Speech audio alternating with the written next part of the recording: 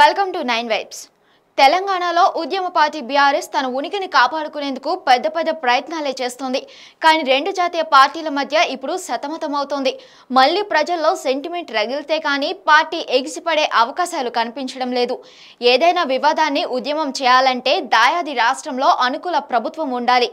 ఇప్పటి వరకు జగన్ కొనసాగారు. రేపు ఎవరు వస్తారో కూడా తెలియని పరిస్థితి. అందుకే జూన్ 4న ఫలితాల కోసం ఏపీ ప్రజల కంటే తెలంగాణలోని బీఆర్ఎస్ నేతలే ఎక్కువగా ఆలోచిస్తున్నారు. ఏపీలో జగన్ మరోసారి గెలవాలని ఆశిస్తున్నారు. జూన్ 2తో ఉమ్మడి రాజధాని నుంచి హైదరాబాద్కు విముక్తి కలుగుతోంది. విభజన జరిగి 10 ఏళ్లు అవుతున్నా చాలా సమస్యలకు ఇప్పటికీ పరిష్కార మార్గం దక్కలేదు. నీటి వివాదాలు యథాతథంగా ఉన్నాయి.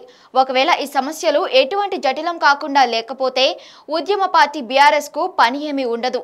ఆ పార్టీ ఎదిగే ఛాన్స్ ఉండదు. అందుకే వివాదాలు నడవాలంటే ఏపీలో తనకు అనుకూలమైన ప్రభుత్వం రావాలని కేసీఆర్ భావిస్తున్నారు. అందుకే జగన్ గెలుస్తారని తమకు సమాచారం ఉందని చెబుతున్నారు. ప్రస్తుతం తెలంగాణ సీఎంగా రేవంత్ రెడ్డి ఉన్నారు. ఎవరు అవునన్నా కాదన్నా ఆయన టీడీపీ అధినేతకు అత్యంత సన్నిహితుడు. ఏపీలో కూటమి అధికారంలోకి వస్తే చంద్రబాబు సీఎం అవుతారు. అప్పుడు విభజన సమస్యలు సానుకూలంగా పరిష్కారం అవుతాయి. అదే జరిగితే కేసీఆర్ తన పార్టీని కాంగ్రెస్ ప్రభుత్వ వ్యతిరేకతతోనే నడపాల్సి ఉంటుంది. ఇప్పటికే అక్కడ ప్రధాన ప్రతిపక్ష హోదాను దక్కించుకోవాలని బీజేపీ భావిస్తోంది. ఈ లోక్సభ ఎన్నికలతో ఫుల్ క్లారిటీ వస్తుంది. బీఆర్ఎస్ అనుకున్న స్థితిలో సీట్లు సాధించే ఛాన్స్ లేదు.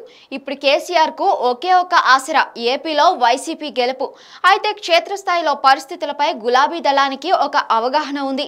వైసీపీపై తీవ్ర వ్యతిరేకత ఉంది. టీడీపీ కూటమిపై సానుకూలత కనిపిస్తోంది. ఇది గులాబీ దళంలో నైరస్యానికి కారణమవుతోంది. For more updates stay tuned to 9 vibes.